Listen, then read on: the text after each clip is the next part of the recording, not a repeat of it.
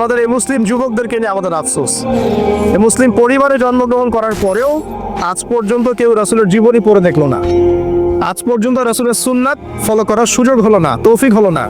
5 ওয়াক্ত নামাজটুকু পড়তে পারছেন না, দাড়িটা ছাড়তে পারছেন না, টাকনুর উপরে কাপড় উঠাতে পারছেন না, হারাম রিজিক ছাড়তে পারছেন না, মাদক ছাড়তে পারছেন না, জিনা পণ ছাড়তে পারছেন না। অথচ আপনি রাসূলুল্লাহ সাল্লাল্লাহু আলাইহি ওয়াসাল্লামের উম্মাহ। আপনার জন্যই আমার জন্যই নবী সাল্লাল্লাহু আলাইহি ওয়াসাল্লাম কালকে আমাদের মাঠে সুপারিশ করবে ইনশাআল্লাহ তাআলা। তো সুপারিশ পেতে হলে তো যোগ্য হতে হবে নাকি? একটা সুপারিশ পেতে হলে তো যোগ্য হতে হবে।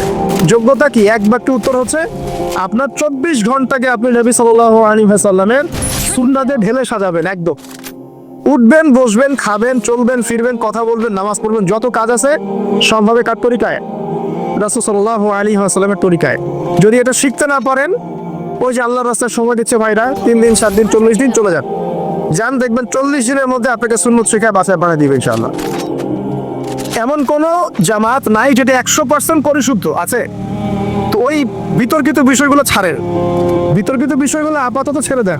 সুন্নতটা তো শিখাবে আপনাকে, আপনাকে তো নামাজটা শিখাবে, জামাতে নামাজের পাবন্দি শিখাবে, হাদিস চর্চা শিখাবে, তালিম করা শিখাবে, দাওয়াত দেওয়া শিখাবে।